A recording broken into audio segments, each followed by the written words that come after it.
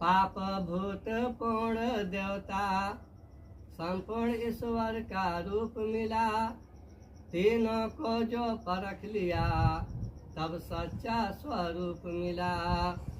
ओम हर मानव के आंतरिक विकार को दूर कर अज्ञान से प्रकाश की ओर ले जाने वाले सतपुंज के स्वामी सदगुरु सदयोगेश्वर स्वामी ब्रह्मानंद जी तथा संसारिक जीव प्राणी।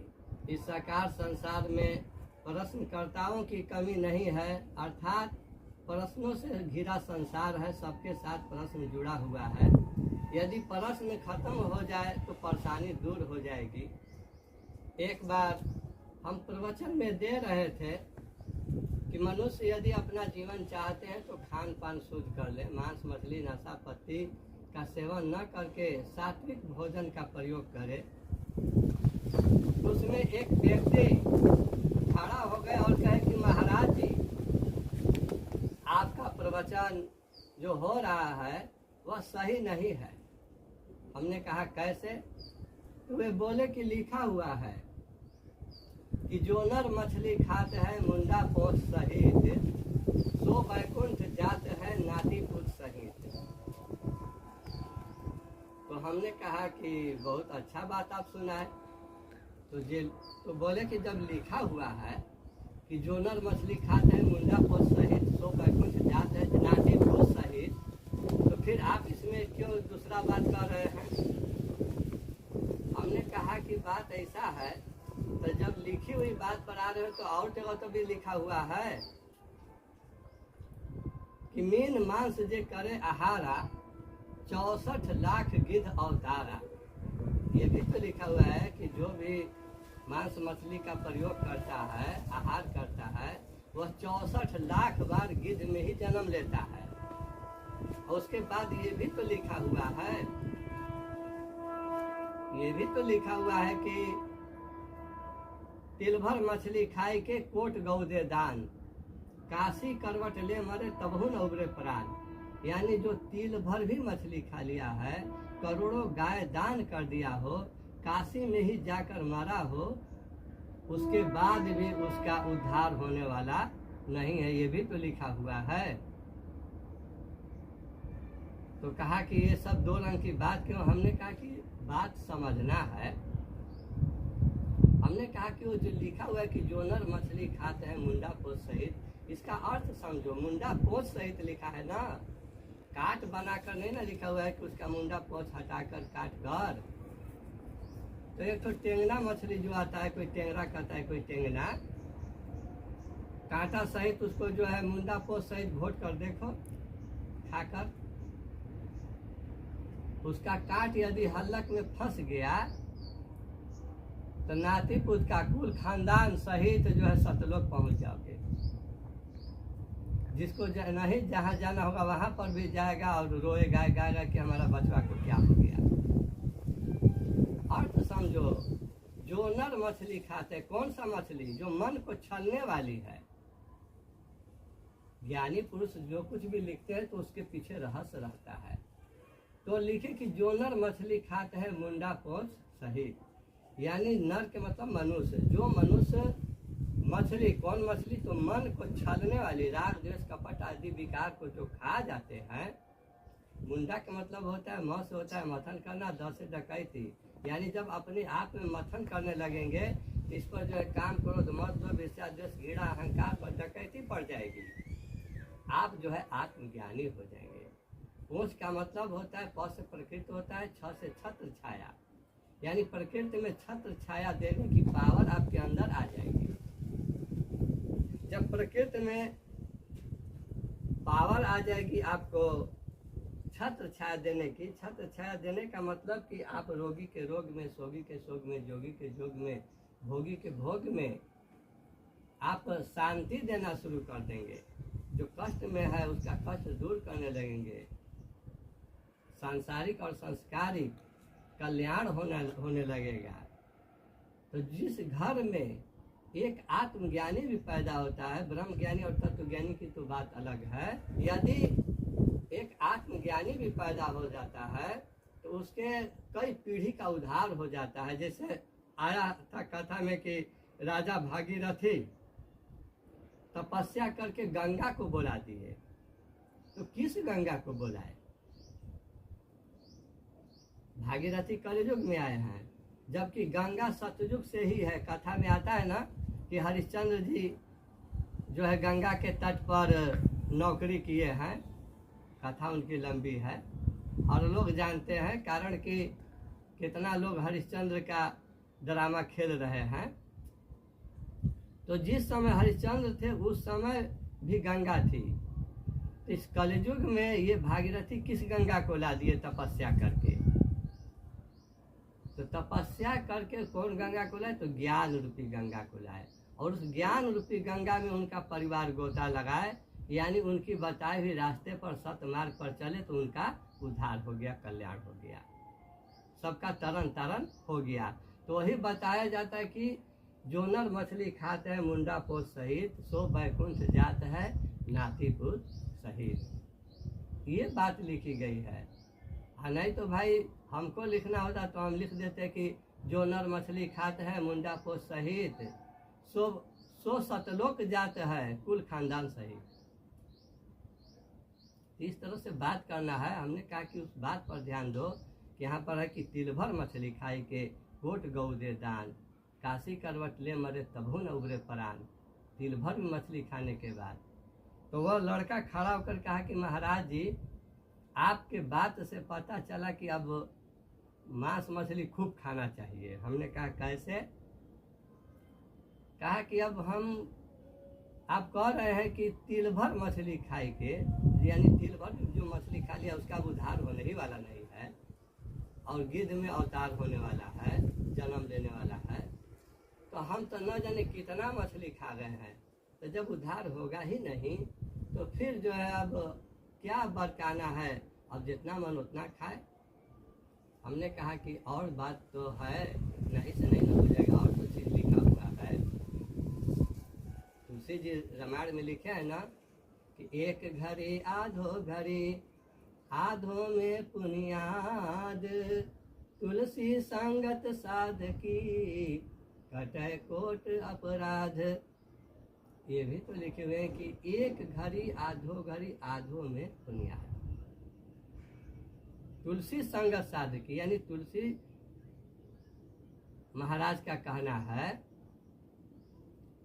गोस्वामी तुलसीदास जी कह रहे हैं कि यदि किसी महान पुरुष कोई साधक का संग पकड़ा गया और उनकी बात चौथाई में एक हिस्सा भी यदि अपने हृदय में जो उतार लिया और वो जो है हमेशा याद बना रहा, तो करोड़ों जो है अपराध खंडित हो जाते हैं। उसी को लिखे कि एक घड़ी आधो घड़ी, आधो में बुनियाद, तुलसी संगत साधकी, यानी तुलसी दास का कहना है संगत किसका करना है? साधक की, संत महापुरुष की।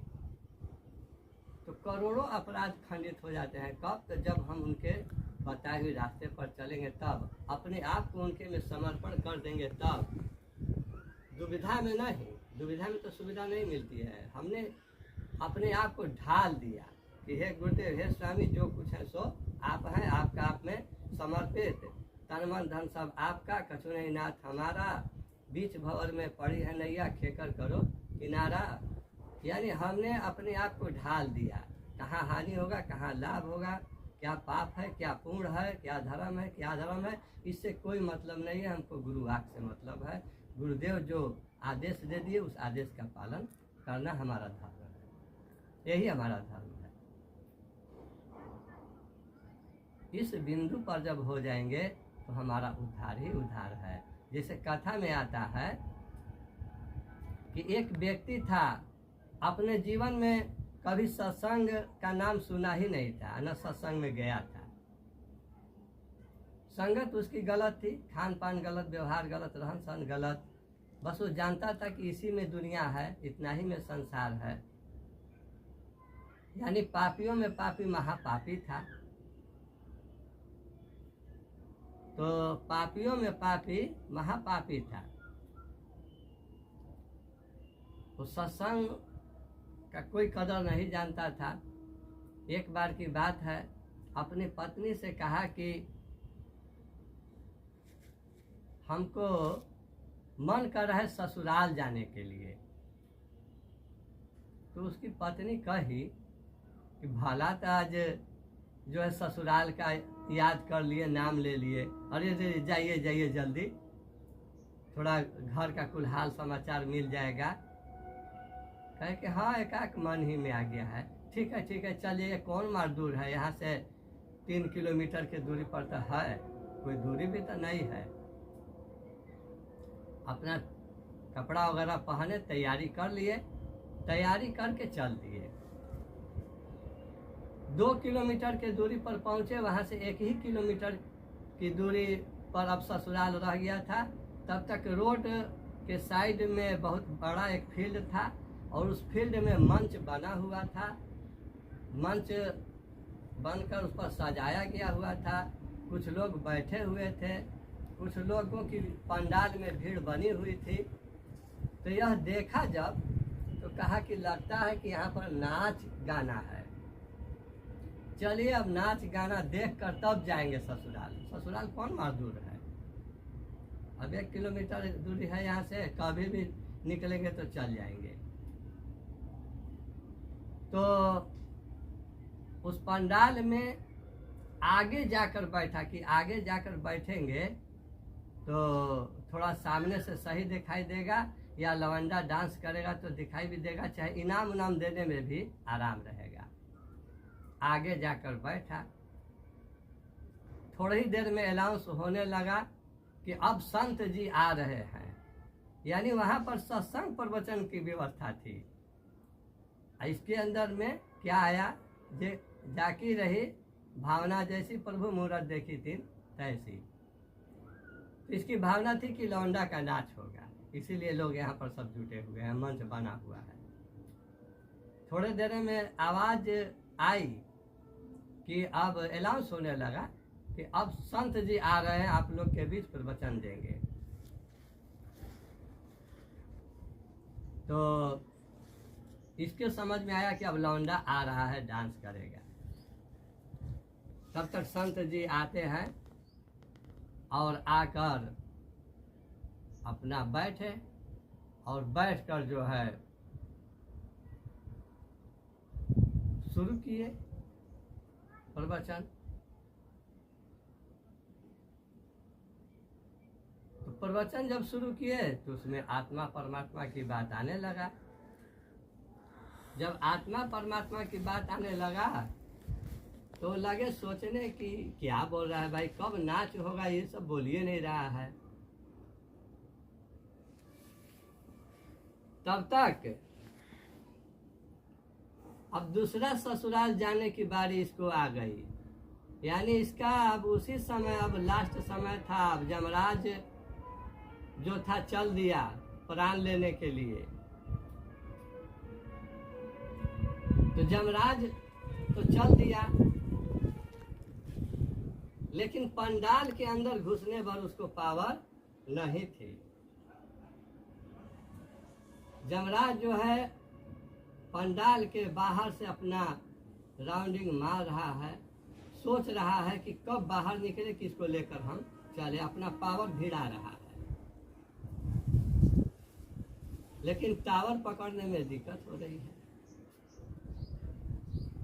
इसका अब खिंचाव हो रहा है उधर। अब सोच रहा है कि बात कब जो है लौंडा डांस करेगा, कुछ बोल ही नहीं लोग रहा है, अभी आज जल कर रहा है लोग, अब चल जाना ठीक है। संत जी देख रहे हैं कि अरे यमराज तो बाहर आकर इसको ले जाएगा, और ले जाएगा तो सीधे यही होगा कि देखिए सत्संग से आया और मर गया, काम सब गड़बड़ा जाएगा। ये जो है अब उठना शुरू किया। संत जी कह गए कहाँ जा रहे हो? तब जा रहे ससुराल। तो संत जी कहे कि बैठो, ससुराल नहीं जाना है।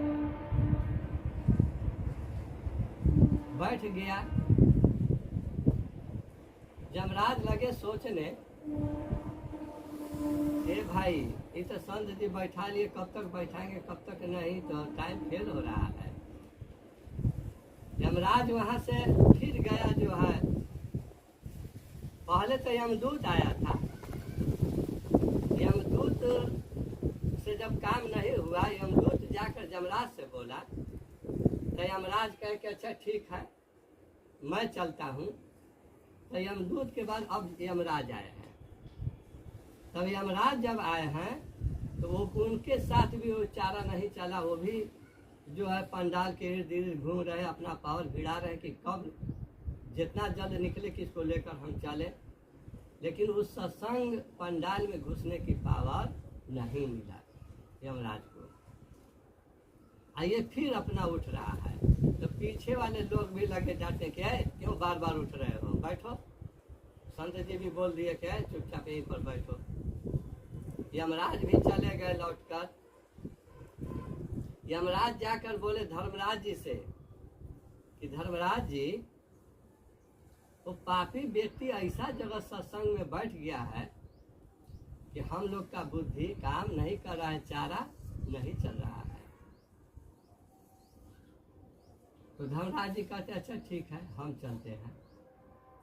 तो धर्मराज जी को क्या सोचना है, जो धर्म का राजा है। धर्मराज जी जो है डायरेक्ट आए पंडाल में और आगे आकर संत जी के यहाँ बोले कि संत जी आप जो है इनको क्यों पकड़े हुए हैं, इनको छोड़िए। तो संत जी प्रवचन दे रहे थे तो थोड़ा रुकना पड़ा, चुप हो गए। तो कह रहे हैं धर्मराज जी कि आप प्रवचन दीजिए पर इनको छोड़िए, समय विलम्ब हो रहा है, ब्रह्म विधान जो है फेल कर रहा है। तब संत जी कहते हैं कि धर्मराज जी ब्रह्म विधान का नियम आप जानते हैं, ब्रह्म विधान का नीतिगत व्यवस्था क्या है जानते हैं। तो धर्मराज जी बोले कि महाराज हम नहीं जानेंगे, आप नहीं जानेंगे तो फिर कौन जानेगा। तो जहाँ धर्मराज जी कहते हैं संत जी कि ब्रह्म विधान में ये भी तो लिखा हुआ है कि जो संत दरबार में आ जाता है लौट कर नहीं जाता है, तो इनको ले जाइए और अपना ब्रह्म विधान ठोस बना लीजिए। धर्मराज जी भी चकरिया गए, हाथ जोड़े और कहे कि ऐसा है संत जी कि अब आप ही कोई उपाय कोई युक्ति ढूंढिए कि क्या हम लोग क्या करें, आप कोई उपाय ढूंढिए कि हम लोग क्या करें। तब संत जी कहते हैं ठीक है, ऐसा है कि पहले इनका आप रिकॉर्ड देखिए, इनका खाता वही निकालिए। तो धर्मराज जी जब खाता वही निकालते हैं तो लिखा हुआ है पाप पाप पाप पाप पाप आहे माई आहे पाप। उनके पूरे जीवन में पापी पाप लिखा हुआ है। और बस 1 घंटा जो सत्संग में बैठे थे वही सिर्फ पूर्ण लिखा हुआ है। कह रहे कि महाराज इनके पूरे जीवन में तो सब दोष ही पाप लिखा हुआ है और यही 1 घंटा पूर्ण लिखा हुआ है, अब क्या किया जाए। सिर्फ एक दिन का सुख, 1 घंटा जो ये बैठ गए सत्संग में, 1 दिन का सुख इनका लिख रहा है, अब बाकी दिन दुख लिख रहा है। तो उस आत्मा से पूछा गया, जो पापी आदमी था उसके आत्मा से पूछा गया कि देखो तुम्हारे पूरे जीवन में दुखी दुख है और सिर्फ 1 दिन सुख है, तो अब बताओ, अब सत्संग में आ गए हो तो इसका तुमको लेखा जोखा हो रहा है, तो अब बताओ कि 1 दिन पहले सुख भुगतना चाहते हो कि अंत में सुख भुगतना चाहते हो। तुम्हारी आत्मा निकाल कर जन्म दी जाएगी, लेकिन अगर पहले सुख चाहोगे तो सिर्फ 1 दिन सुख, उसके बाद दुखी दुख झेलना पड़ेगा। अब पहले अगर दुख उठा लेते हो तो अंत में सुख जो है उसका एक रोज के लिए लाभ है। तो कहा कि देखिए अब दुखी दुख झेलेंगे, अंत में सुख क्यों? एक ही दिन का सुख है, पहले एक ही दिन का हम सुख पा लें, उसके बाद जो है दुख आएगा तो देखा जाएगा। तो उस आत्मा को निकाली गई, और उस आत्मा को निकालने के बाद जन्म कहाँ दिया गया? तो कोई महान पुरुष के घर में, जहाँ सत्संग प्रवचन चल रहा था उस घर में जन्म दिया गया। जन्म किया गया, गर्भ में पड़ा, और इसकी आत्मा निकल गई। हुआ हल्ला कि भाई सत्संग में, तो सब कह रहा था कि अरे इसका तो भाग बहुत बरियार है, जीवन भर पाप करने वाला आज वो कैसे सत्संग में चला गया, उसका तरन तारण हो गया, उद्धार हो गया। वही व्यक्ति जब सत्संगी परिवार में जन्म लिया तो 9 माह तक तो पेट में था, तो 9 माह तक तो उस घर में सत्संग भजन प्रवचन यही चलता रहा, कहीं गलत बात चला ही नहीं, चर्चा चला ही नहीं। जन्म ले लिया, जन्म लेने के बाद भी भजन प्रवचन सत्संग में उसका समय बीत रहा है। उस दुख को पते मौके नहीं मिल पा रहा है कि हम जाकर दुख दें। अंत में जब वो बड़ा हो गया, जब बड़ा हुआ, जवान हुआ, तब सांसारिक सुख सुविधा में पड़ गया। जब सांसारिक सुख सुविधा में पड़ गया, सांसारिक माहौल में आ गया, कुछ संगत पकड़ा गया, तब उसको मौका मिला दुख को पहुंचने का, और कष्ट परेशानी में घिर गया। कैसे? तो जैसे स्प्रिंग है, और स्प्रिंग के ऊपर ईंटा पर ईंटा, ईंटा पर ईंटा, ईंटा पर ईंटा रख दो यदि, तो स्प्रिंग दब जाएगा। एक ईंटा रखने पर नहीं, बार बार ईंटा रखा जाएगा तो वह दब जाएगा, और एकाएक हटाओ तो झटका देगा। लेकिन कुछ दिन तक ईंटा को अगर रख दे तो उसके बाद जो है स्प्रिंग का पावर कम हो जाएगा, और वह झटका नहीं दे पाएगा अगर ईंटा हटता भी है तो। ठीक उसी तरह से 9 माह गर्भ में रहा, तभी सत्य सत का प्रभाव पड़ा। जन्म लिया तो जगह जगह सत्संगे पर वचन का प्रभाव पड़ा, उसको मौका ही नहीं मिला। स्प्रिंग जो है पाप रूपी स्प्रिंग दबता गया, और सत्य रूपी ईंटा उस पर चढ़ता गया। तो जब उस संगत पकड़ाया और सत्य रूपी ईंटा हटा, तो पाप रूपी स्प्रिंग ऊपर उठा, तो वहीं से दुख उसको स्टार्ट हो गया। जब दुख स्टार्ट हो गया, कष्ट परेशानी सब, तो कहने वाले तो बहुत कुछ कह रहे थे लोग, करिए इसका परिवार सत्संगी, अब बचपन से न मांस मछली खाया, न नशा पत्ती खाया, जो है इतना सात्विक विचार का रहने वाला, इतना भोग रहा है, ये सब सत्संग का कोई फायदा इसको नहीं मिला। लेकिन कौन जान रहा है इसके पूर्व जन्म के संस्कार को, कि पूर्व में क्या क्या किया था। आज सत्संग का देन है कि बच गया। तो इसके पास भी चेतना आ गई थी। ये जो पापी आदमी जो जन्म सत्संगी परिवार में ले लिया था, तो साथ में रहते रहते इसके अंदर भी चेतना आ गई थी, प्रवचन सत्संग भजन सुनते कि नहीं हमारी ये पूर्व जन्म का दोष है। दूसरा अगर कोई कहता था कि अरे महाराज आप इतना भजन भाव में रहते हुए इतना दुख में है, कष्ट उठा रहे, परेशानी उठा रहे हैं, बताइए सत्संग का क्या लाभ है? तो बोले कि तुम लोग नहीं जानते हो, कई जन्मों का संस्कार रहता है, कभी जरूर हमारे पूर्व जन्म का कोई चूक है जो कि आज हम भुगत रहे हैं। यदि सत्संग में नहीं रहते तो न जाने हमारी क्या गति होती। तो वही लिखा गया कि एक घड़ी आधो घड़ी, आधो में बुनियाद, तुलसी संगत साध की कटे कोट अपराध। यानी करोड़ों अपराध खंडित हो जाते हैं कब? तो जब संत महापुरुष के शरण में जाते हैं तब। हमने कहा कि जब जागो तभी सवेरा। तुम ये मत सोचो कि हम खा चुके हैं मीट मछली तब हमारा उद्धार नहीं होगा। रामायण में लिखा हुआ है तिलभर मछली खाई के कोट गौ दे दान, काशी करवट ले मरे तबो न उबरे परान। तो हमारा परान अब उबरे वाला नहीं है तो हम कुछ भी करें नहीं। संगत पकड़ो, संगत से बहुत सा प्रभाव बदल जाता है। इसलिए विशेष क्या शेष बात पर ध्यान दें, यही मेरी कामना है। और इतना ही कहकर इस समय के लिए उससे पहले एक थोड़ा शब्द बोलूँगा कि कम सुनो ज़्यादा गुनो, राखो गुरु में ध्यान, अपने कर्म पर अडिग रहो, चलो सेनातान।